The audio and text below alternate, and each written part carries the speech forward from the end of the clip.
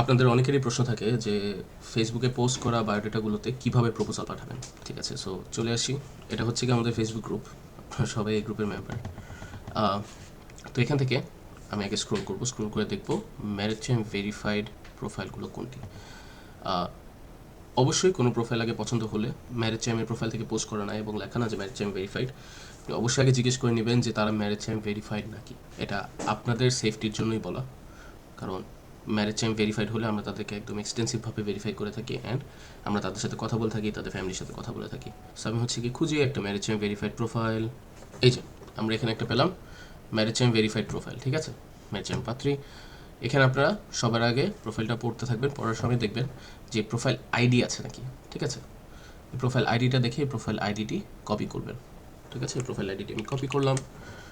Copy করে আপনি হচ্ছে গিয়ে আপনার ওয়েডিং চাইম প্রোফাইলে যাবেন। ওয়েডিং চাইম প্রোফাইল যদি না থাকে তাহলে অবশ্যই ওয়েডিং চাইম প্রোফাইলটি ক্রিয়েট করে নিতে হবে এবং আপনার নিজেরও ভেরিফাইড হয়ে নিতে হবে।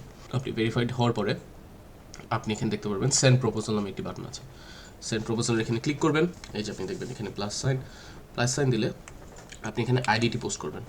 আপনি দেখতে পারবেন যে একটা প্রোফাইলে এই প্রোফাইলে অলরেডি রিকোয়েস্ট পাঠানো হয়ে গিয়েছে। তো আমি এখানে একটা সেন্ড ডিটেল চাপ দিলাম। আপনি ওনার ব্যাপারে অল্প একটু কিছু তথ্য দেখতে পারবেন এবং আপনার নিজের তথ্য দেখতে পারবেন। আপনি হচ্ছে গিয়ে সেন্ডার, সেখানে সেন্ডার ডিটেলস দেওয়া আছে। ঠিক আছে, এটা উনি হচ্ছে গিয়ে রিসিভার, মানে আমি যাকে এখন প্রপোজালটি পাঠালাম উনি হচ্ছে গিয়ে রিসিভার। সো আপনি হচ্ছে এখানে দেখতে পাচ্ছেন যে ওনার সব তথ্য এখানে দেওয়া আছে।